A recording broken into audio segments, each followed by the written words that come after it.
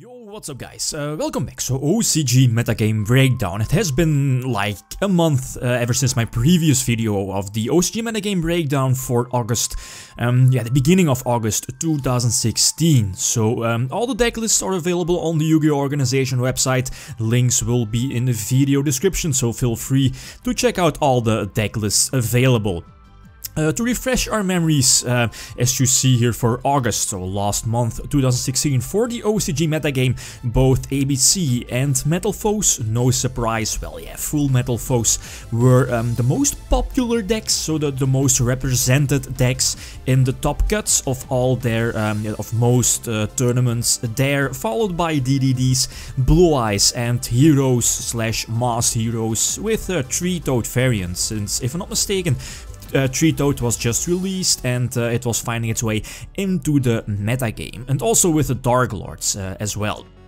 But now, so roughly one month later for September 2016, so only 2 weeks to September 2016, and quote-unquote only 81 deck lists, so that's something to keep in mind. These are only 81 deck lists, but for me, most importantly, was to see how much of an impact Kozmos and Kaijus, since they were released, I believe, in the Extra Pack 2016 in the OCG. So both Kaijus and Kozmos are now also available in the OCG, and I'm pretty sure, I think it's pretty obvious, they'll gain more ground in the OCG metagame, well, at least for Kozmos.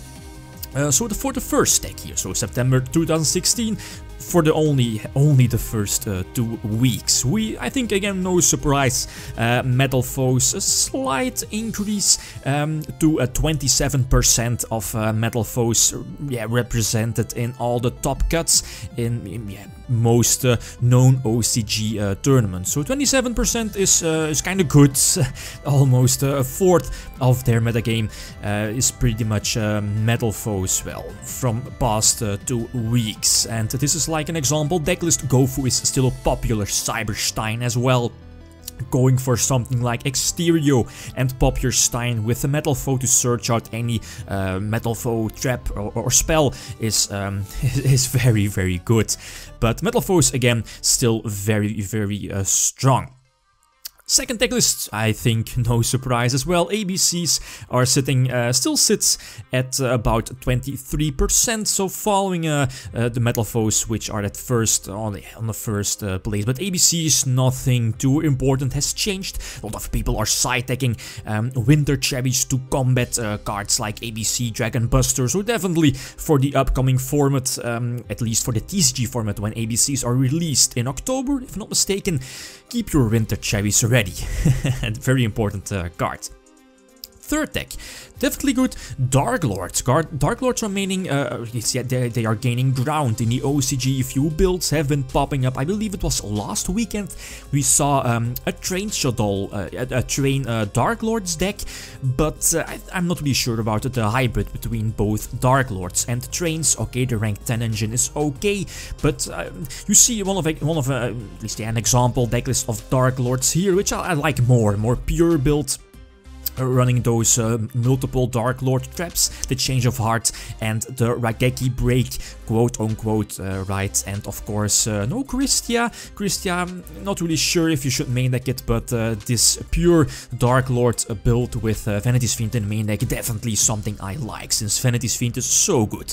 If you see all these top decks and all the deck lists, definitely one of the MVPs here for Dark Lord. So only 8%, but by the time, if we give the deck more time, it will definitely increase as well.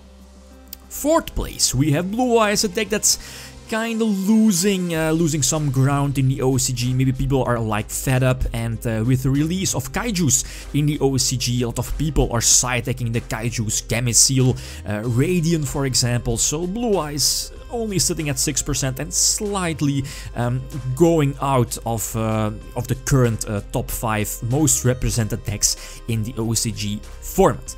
And last but not least, the last deck here in the top 5 is frog hybrids. Here's an example. A few Burgess-Stoma decks, you know, the huge amount of trap decks, as you see here, managed to top certain tournaments in the OCG. Cool deck. Treatoad is also one of the bigger game changers if we get it here in the TCG, as we also see in the OCG. So again, something to keep in mind. Treatoad is a very crucial card. So Winter Cherries again, very good. Few honorable mentions. Kozmos, even though I think this was the first weekend that Kozmos were available next to the Kaijus, but there weren't really too many Kozmo decklists popping up. Here is one example of a Kozmo decklist that I believe ended up first place. Not really sure, of like over 100 people, of like let's like small, yeah, for my country it's like a big regionals, but I know for other countries that's really small. But 192 is fairly decent, but again, a lot of people are still trying out Kozmos. It's very new, so eventually, by the time, within the next few weeks, it will definitely gain ground in the top 5 here. For the OCG metagame. And then also a few dark synchro decks are still popping up in the top cuts in the OCG. Same for us in the TCG, since it's so generic with the Gofu, Level Eater and so on. The shenanigans you can do is so disgusting. And last but not least, about 30% rogue decks, but again, these are only 81 deck lists, so also only for 2 weeks, so it's normal that the amount of rogue decks is kinda high. So 30% BA. DDDs are not in the top cuts. A few explanations again, maybe to the amount of not too many deck lists were available, and also another reason that the organization gave us was that, and I think it's pretty logical, is DDD is a hard deck to play. So that's why maybe people just prefer other decks like Kozmos, ABCs, Darklords. They are much more easy to play compared to DDDs. So yeah, I think that's it. Okay, guys, feel free to leave a comment or a like if you enjoyed the video. Lithium signing out. Peace.